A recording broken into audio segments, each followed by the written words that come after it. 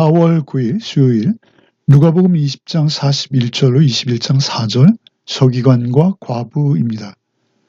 우리가 앞서 살펴본 세금 논쟁과 부활 논쟁에서 유대 지도자들은 집요하고 공격적인 질문을 예수님께 퍼부었습니다. 이에 대해서 예수께서는 하나님의 지혜로 그 답변을 주셨습니다. 그토록 경이로운 답변에도 불구하고 그들은 예수님을 인정하지 않습니다. 그러다 이제는 거꾸로 예수께서 그들에게 물으십니다. 질문을 통해서 이제는 예수님께서 오히려 간접적으로 자신의 신성을 밝히시는 것이죠. 그리고 이제 제자들에게 교훈하십니다. 당시 지도자들이 얼마나 부패했는지 말씀하시고 그 지도자들의 정체를 드러내십니다. 그리고 과부를 칭찬하시죠. 먼저 41절로 44절을 읽겠습니다. 예수께서 그들에게 이르시되 사람들이 어찌하여 그리스도를 다윗의 자손이라 하느냐? 시편에 다윗이 친히 말하였을 때 주께서 내 주께 이르시되 내가 내 원수를 내 발등상으로 삼을 때까지 내 우편에 앉았으라 하셨도다 하였느니라. 그런즉 다윗이 그리스도를 주라 칭하였으니 어찌 그의 자손이 되겠느냐 하시니라. 예수께서 그들에게 물으신 것은 어째서 사람들이 그리스도 곧 메시아를 다윗의 자손이라 하고 있느냐라는 것이죠. 다윗이 기록한 시편에 주께서 내 주에게 이르시되 내가 내 원수를 발등상으로 삼을 때까지 내 우편에 앉으라 하셨다 기록했는데 어떻게 메시아가 다윗의 자손이 될 수 있느냐라고 물으시는 것이죠. 곧 다윗이 앞으로 자신의 후손으로 오실 메시아를 향해서 내 주라고 불렀는데 다윗이 이렇게 불렀다면 어떻게 메시아가 다윗의 후손이냐라는 것입니다. 이것은 마치 아버지가 자기 자녀에게 주라고 부르는 도저히 이해할 수 없는 일인데 너희 이거 어떻게 설명할 것이냐라고 물으시는 것이죠. 이 42절 후반부에 주께서 내 주께 이르시되 라는 말의 앞에 주는 하나님이십니다. 그리고 뒤에 주는 메시아죠. 주께서 내 주께 이르셨다는 것입니다. 곧 오실 메시아는 하나님과 동일하게 주로서 다윗에게 불려지고 있다는 것이죠. 그렇다면 다윗은 오실 메시아를 하나님과 동등한 분으로 알고 있었다는 것이다 라고 말씀하시는 것입니다. 그 서기관들은 평생 밤낮 없이 하나님의 말씀만을 연구하며 이스라엘 내에서 성경에 관한 문제가 생기면 가장 높은 권위로 해석을 내리던 자들입니다. 그들이 한마디로 이스라엘의 박사로서 그 성경 해석에 관한 한 그들의 권위에 도전할 사람이 없습니다. 말하고 해석하면 그것이 그냥 진리가 되는 것이죠. 그러나 서기관들이 예수님을 배척하고 결국 죽음에 이르게 하려는 것, 그것은 그들이 메시아가 누구인지 모르고 있다라는 것이죠. 이 질문은 메시아에 대해서, 곧 예수 그리스도 자신에 대해서 그 성육신의 비밀, 양성의 신비죠. 인성과 신성을 모두 지니신 그 메시아의 신비하심, 하나님이신 동시에 사람 되심을 설명하는 것입니다. 그러나 그 설명에 그들은 도저히 동의할 수 없었던 것이죠. 오히려 하나님을 회방하고 모독하는 자로서 예수님을 정죄하고 결국 십자가에 못 박아 제거하는 일에 그들이 주동이 되는 것입니다. 그들은 성경을 맡은 자들로 주장하는 것이 진리인 듯하나 결정적인 부분에서 완전히 다른 해석을 내고 있는 것입니다. 오히려 완전히 모르면 다행이죠. 그들은 성경을 들고 가장 잘 아는 권위 있는 자로 주장하며 성경과 비슷한 주장을 하면서 결정적으로 성육신을 모르고 있습니다. 아니, 모를 뿐만 아니라 그것을 적극적으로 부정하고 있습니다. 그것이 얼마나 악한 결과를 가져오는지요. 그들 자신도 하나님 나라 들어갈 수 없을 뿐 아니라 많은 사람들을 속여서 하나님의 나라로 들어가지 못하도록 가로막고 있는 것입니다. 그들이 이렇게 되는 것은 성경의 해석도 자기들의 유분리를 따라서 다르게 하는 것입니다. 그들은 사실 욕망에 붙들려 있는 것이죠. 그들의 기득권을 예수님으로부터 지켜내겠다라는 일념으로 성경의 해석을 자의적으로 그들의 유리함과 불리함을 따라서 다르게 하고 있었던 것이죠. 겉으로 보이는 것, 그 모든 것이 본보기가 될 수 없다는 것입니다. 그들이 아무리 권위를 지닌 것처럼 보이나 그 외형적인 모습이 중요한 것이 아니라 오히려 그 어떤 경우에도 그 순수함, 결국 그리스도의 은혜가 아니면 우리가 모두 구원받을 수 없는 자들이라는 것을 사실 이 교훈 자체가 일깨워주고 있는 것입니다. 예수께서는 그들의 경건 뒤에 숨겨진 그들의 참으로 더럽고 추한 위선된 모습을 여지없이 드러내십니다. 45절로 47절을 읽겠습니다. 모든 백성이 들을 때 예수께서 그 제자들에게 이르시되 긴 옷을 입고 다니는 것을 원하며 시장에서 문안받는 것과 회당의 높은 자리와 잔치의 윗자리를 좋아하는 서기관들을 삼가라. 그들은 과부의 가산을 삼키며 외식으로 길게 기도하니 그들이 더 엄중한 심판을 받으리라 하시니라. 예수께서는 이제 특별히 제자들을 향해서 말씀하십니다. 주님을 쫓는 제자들, 그들은 특별히 분별력을 가지고 그 지도자들의 길로 가면 안 됩니다.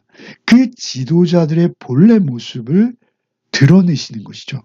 성경에 대해서 가장 큰 권위를 가지고 있던 그 이스라엘의 지도자들이 얼마나 위험한 사람들인지, 그들이 가장 경건하며 의로운 척하며 많은 사람들에게 인정을 받고 있는 것이 얼마나 위험한 것인지를 드러내십니다. 저들이 일반 사람들은 저 정도로 진리를 깊이 알고 경건하다 하면 우리를 하나님의 나라로 인도할 수 있을 거야, 이렇게 생각하는 것이죠. 우리를 구원에 이르게 할 수 있을 거야 라고 그들을 믿어버리는 것이죠. 그들은 성경 교사로서 위엄과 권위를 나타내기 위해서 참으로 많은 일들을 벌였습니다. 그 고위 성직자들만 입을 수 있는 어떤 복장을 정해놓고 그 흰색 세마포옷을 길게 입고 다닌 것이죠. 옷의 내귀퉁이에 술이 달렸고 길이는 땅에 끌릴 정도로 길게 했습니다. 사람들이 그 옷을 볼 때 그들은 율법과 성경에 대해서 저토록 권위가 있다라고 여길 수밖에 없는 복장을 하고 다녔어요. 지식이 월등할 것이다 라고 여겨지는 옷입니다. 뿐만 아니라 저들은 가장 사람들이 많이 모이는 시장에서 사람들에게 인사받는 것을 하루 일과로 잡고 있었어요. 그 권위를 모든 사람들이 다 인정하고 있다라는 것을 시장 한복판에서 늘 보이고 있었던 것이죠. 더욱이 회당에 갔을 때는 그들이 높은 자리를 특별히 만들어 놓고 모세의 자리다 라고 부르면서 그 화려하게 높은 의자에 앉아 있었던 것이죠. 사람들이 많이 모이는 곳이면 어디든지, 또 잔치자리에서조차 윗자리, 상석에 앉는 것만을 좋아했습니다. 그들은 자신을 남들과 다르게 경건하며 끝없이 성경에 관해서는 자신들의 권위를 강조하고 있었던 것이죠. 그러면서 뒤로는 과부의 가산을 삼키고도 남을 그 무자비한 성품과 탐욕이 있다는 것입니다. 과부의 가산을 삼키며 외식으로 길게 기도한다라고 예수님께서 그들의 정체를 말씀하시죠. 당시의 서기관들은 법을 따지는 자들입니다. 율법적 판결권을 가지고 있어요. 그걸 이용해서 타인의 재산을 관리해주는 어떤 법적 대리인으로서 역할을 감당하고 있었습니다. 그때 그들이 가장 만만하게 여긴 것은 약자들입니다. 그 사회의 가장 약자로 여겨지는 과부와 고아의 재산을 오히려 쉽게 뺏고 있었다는 것이죠. 그 불쌍한 과부의 가산을 삼키고 있는 자들이다 라고 예수님께서 지적하십니다. 특별히 그들은 기도를 길게 하기도 한다는 것이죠. 사람들에게 보이기 위해서 기도하고 있다는 것입니다. 예수께서는 그들은 결코 심판을 피할 수 없다라고 하십니다. 지식을 남용하고 권력을 악용해서 자기 욕심을 채우는 자들에게 하나님께서는 더욱 크고 무거운 심판을 내리신다라고 말씀하시는 것이죠. 무릇 많이 받은 자에게 많은 것을 찾을 것이요 많이 맡은 자에게 많이 달라고 하실 것이다 라고 말씀하시는 것이죠. 우리에게도 어떤 성경의 깨달음을 우리에게 특별히 더 주셨다면, 혹은 우리가 사회적으로 존경과 사랑받을 수 있는 위치에 있다면 그런 여건을 주셔서 남들에게 오히려 지도자 역할을 할 수 있게 되어진다면 오히려 관리자의 역할이 되어질 때 우리는 더욱 겸손함으로 그 약한 자들, 소외된 자들을 섬기는 모습으로 감당해야 된다라고 말씀하시는 것이죠. 그 반대편에 서 있던 그들에게 오히려 이용당하는 그 과부를 예수님께서 칭찬하십니다. 21장 1절로 4절을 읽겠습니다. 예수께서 눈을 들어 부자들이 헌금함에 헌금 넣는 것을 보시고 그 어떤 가난한 과부가 2렙돈 넣는 것을 보시고 이르시되 내가 참으로 너희에게 말하노니 이 가난한 과부가 다른 모든 사람보다 많이 넣었도다. 저들은 그 풍족한 중에 헌금을 넣었거니와 이 과부는 가난한 중에 자기가 가지고 있는 생활비 전부를 넣었느니라 하시니라. 예수께서는 부자들에 비해서 형편없이 작은 돈을 헌금통에 넣는 그 과부를 칭찬하십니다. 그런데 우리는 흔히 이 비유를 통해서 많이 헌금한 사람과 적게 헌금한 사람을 두고서 적게 헌금한 사람이 실제로는 더 많이 헌금했다라는 식으로 해석할 수 있습니다. 풍족한 형편에서 했느냐 또는 구차한 중에 했느냐 거기에 따라서 정성의 상대적 크기를 강조하신 것이다. 이렇게 이해할 수 있습니다. 쉽게 말해 그 재산의 비율로 그 헌금의 많고 적음을 따져야 한다. 이렇게 받아들이는 것이죠. 그러나 예수께서 강조하신 것은 헌금의 질적인 면입니다. 그 헌금에도 어떤 내적인 요소가 있다는 것입니다. 예수께서 거기에 관심을 보이시는입니다. 예수께서 하시는 말씀이 무엇입니까? 그는 그가 가진 생활비 전부를 넣었다. 이렇게 말씀하시죠. 자신이 살아가기에 필요한 모든 것, 자신의 생존에 필요한 모든 것을 하나님께 드렸다라는 것이죠. 궁핍한 가운데 드린 정성의 크기, 그것만이 아니라 그 전부를 드렸다라는 것입니다. 누가 많은 헌금을 드렸느냐, 이 상대적인 문제라기보다는 헌금의 그 진정한 의미, 절대적으로 그 자신의 전 존재를 하나님 앞에 의탁하는가 드리는가라는 문제인 것이죠. 그의 마음과 그의 양심과 그의 전 존재가 하나님 앞에 드려지는가인 것입니다. 오늘 사실 본문을 문자적으로 우리가 이해하면 그 우리의 소유 전부를 팔아서 헌금해야 된다. 이렇게 받아들일 수 있는 것이죠. 그러나 그것이 아닙니다. 여기서 예수께서 하시고자 하시는 말씀의 의미는 참된 헌금이 무엇이냐? 내 전부를 하나님께 드리는 믿음의 표징이 되어야 한다라는 것입니다.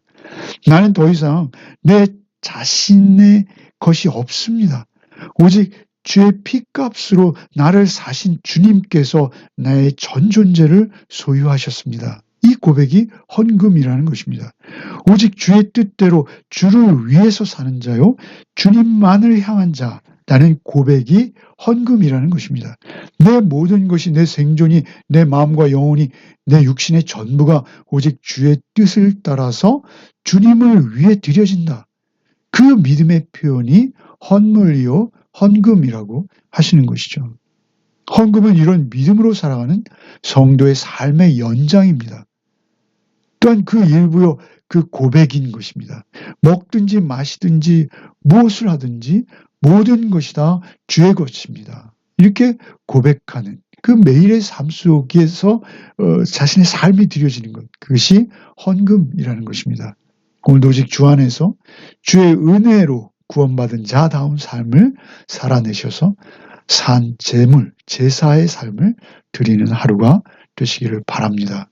기도하겠습니다. 사랑의 주님, 진리의 주님, 오늘도 말씀 가운데 우리를 부르시고 깨닫게 하시며 우리의 삶의 길을 밝히 비추어 주시니 감사합니다. 주께서 친히 던지신 질문을 통해서 우리가 믿는 메시아가 다윗의 자손일 뿐만 아니라 하나님의 아들이시며 만왕의 왕이 되심을 고백하게 하여 주옵소서. 주여, 우리가 이 진리 위에 굳게 서게 하시고 사람의 영광을 구하는 자가 아니라 겉모습의 경건이 아니라 진실한 믿음과 순전한 마음으로 주님만을 따르는 삶을 살게 하여 주시옵소서. 서기관들의 외식과 탐욕, 보이기 위한 경건과 권위, 그 위선을 우리가 봅니다. 우리의 모든 이 경고의 말씀을 통해서 우리 자신을 비추어 보게 하여 주옵소서. 오직 두려움과 겸손함으로 오늘도 주님과 동행하게 하여 주옵소서. 한 과부가 드린 두 렙돈처럼 우리의 삶도, 우리의 시간도, 우리의 물질도, 우리의 뜻도 전부 주님께 온전히 드려지는 고백이 되게 하여 주옵소서. 내가 주의 소유임을, 내 인생이 주님 위에 드려졌음을 우리 삶으로 증거하게 하여 주시옵소서. 겸손과 섬김으로 채워지는 참된 제자의 삶을 오늘도 살아내게 하여 주옵소서. 예수 그리스도 이름 받들어 기도하옵나이다. 아멘.